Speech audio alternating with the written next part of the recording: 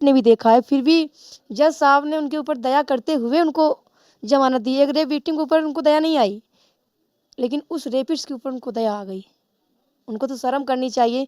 कितना पैसा लिया होगा कुछ पता नहीं। हम हाई कोर्ट के ऊपर एलिगेशन नहीं लगा रहे हैं, हाई कोर्ट में और जज हैं, इंसाफ करते हैं, लेकिन वो जज पैसा खा के गलत करते हैं।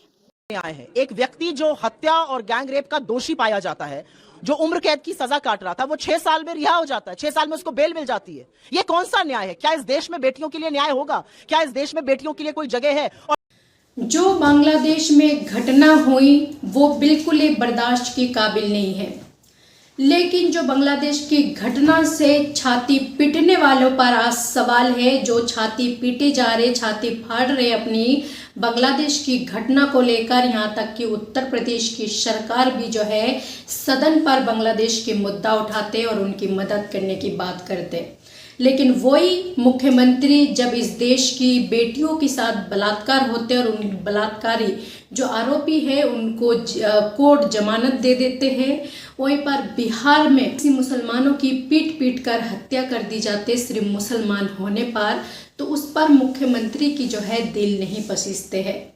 और वही मुख्यमंत्री और वही तमाम सारी अंधभक्त जो है आज बांग्लादेश की उस पर छाती पीट रहे।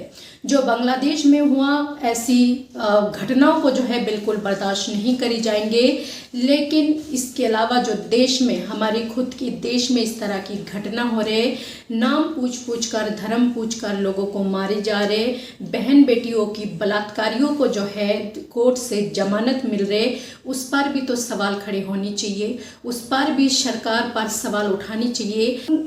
उन घटनाओं पर जो है अंधभक्त चुप रहेंगे जो अपने देश में घटना हो रहे, क्योंकि वो अच्छी से पता है जो बीजेपी सरकार है और बीजेपी सरकार के खिलाफ जो है ये अंधभक्त कुछ बोल नहीं सकते।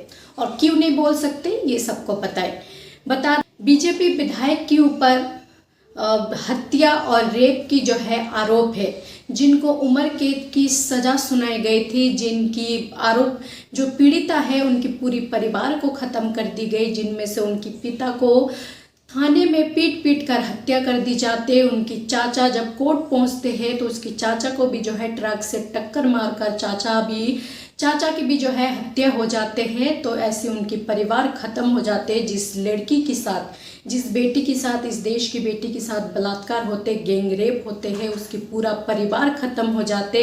लेकिन दिल्ली की कोर्ट जो जज ने फैसला सुनाई है 6 साल के अंदर अंदर के ऊपर तरस खाते हुए जो है उनको जमानत दे देते हैं। तो जो पीड़िता के साथ इतनी कुछ हो जाते हैं, उस पीड़िता के ऊपर जज को तरस नहीं आते हैं, जो हैवानियत की सारे हदें पार कर देते हैं, उस हैवान के ऊपर कोर्ट को तरस आ जाते हैं।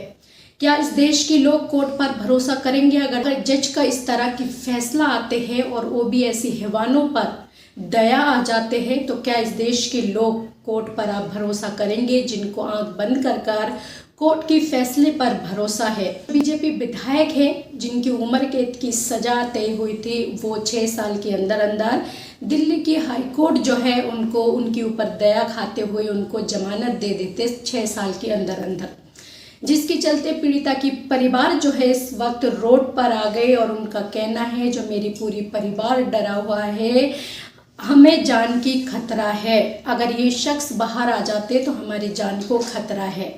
यही नहीं बल्कि इस पे राहुल गांधी और प्रियंका गांधी से भी मुलाकात करते हैं। हालांकि दोनों ने मुलाकात के लिए बुलाए थे और पीड़िता की परिवार को जो है आश्वासन दिलाते हैं जो आपको इंसाफ मिलेंगे, सुप्रीम कोर्ट तक ये मामला जाएंगे।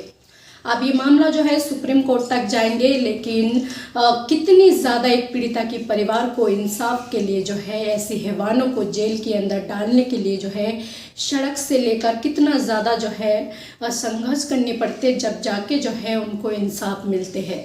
और ये अंधभक्त जो है इन चीज़ों को देश की बहन बेटियों को इनको दिखाई नहीं देते। अपने देश में जो घटना हो रहे उस पर वो मौन बरात रख लेते, लेकिन जब किसी और दूसरी देश में ऐसी घटना आते तो इस तरह से छाती पीटने लगते हैं। जो इनकी जैसे जिम्मेदार और दयालु इंसान आपको कहीं नहीं मिलेंगे और सच बोलने वाले इंसान आपको कहीं नहीं मिलेंगे।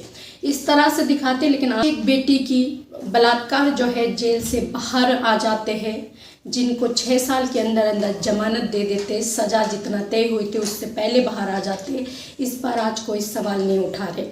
तो खैर बता दें, राहुल गांधी, प्रियंका गांधी ने आश्वासन दिलाई है पीड़िता के परिवार को। ऐसे में कांग्रेस पार्टी की नेता सुप्रिया श्रीनेत ने जो है लगातार इस पर सवाल खड़े करे, बीजेपी सरकार को जमकर घेर रहे हैं। तो देखो सुप्रीम कोर्ट से इंसाफ मिलते या नहीं मिलते हैं, लेकिन पूरा उम्मीद है और सबकी भरोसा है जो सुप्रीम कोर्ट से पीड़िता के परिवार को इंसाफ मिले और ऐसी हैवान को जो सजा मिले है वो उनको सजा मिलनी चाहिए। सत्ते में बैठे हैं जिनको जनता ने चुनकर इस सत्ते में बिठाई है, जो इस देश की रखवाली करेंगे, इस देश की बहन बेटियों के साथ इंसाफ करेंगे, ऐसी हैवानों को सजा दिलाएंगे, वो सरकार हाथ पर हाथ धरे बैठे रहते हैं और जो विपक्ष में बैठे हैं वो इंसाफ दिलाने की बात करते हैं।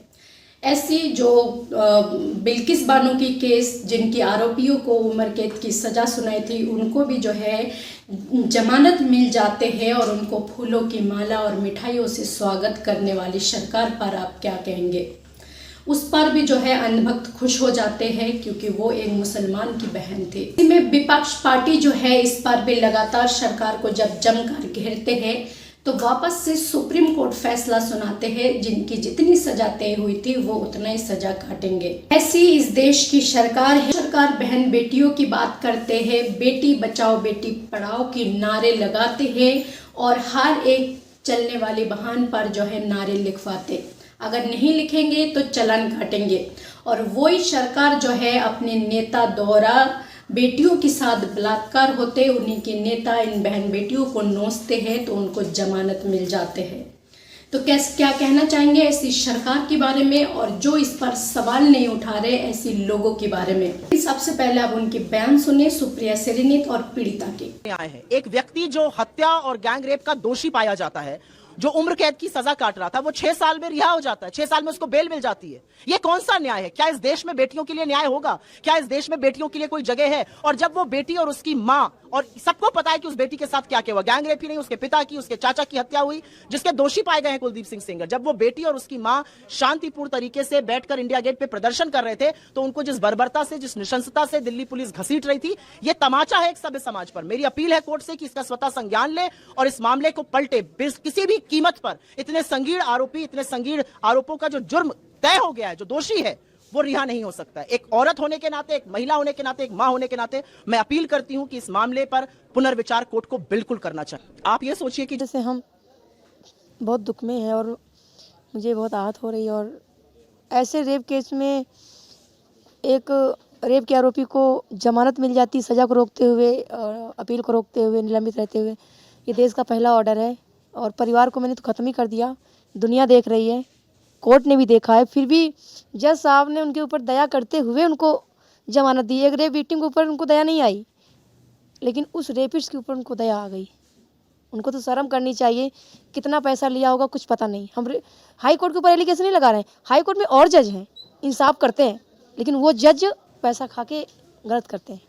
आगे की कार्रवाई आप किस तरीके से करेंगे? कोर्ट जा रही हूँ और मुझे सुप्रीम कोर्ट पर पूरा भरोसा है कि हमें न्याय मिलेगा।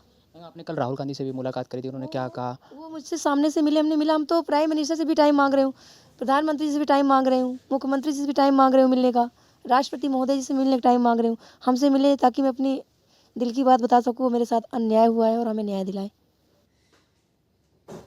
तो आपने सुना, सारी जजों पर ये आरोप नहीं, कुछ जज जो है भरोसा तोड़ देते हैं लोगों की।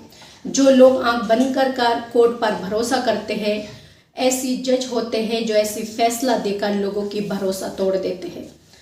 तो आपको क्या लगता है इसके बारे में? जो भी आपका राय है अपना राय कमेंट सेक्शन पर जरूर लिखिए।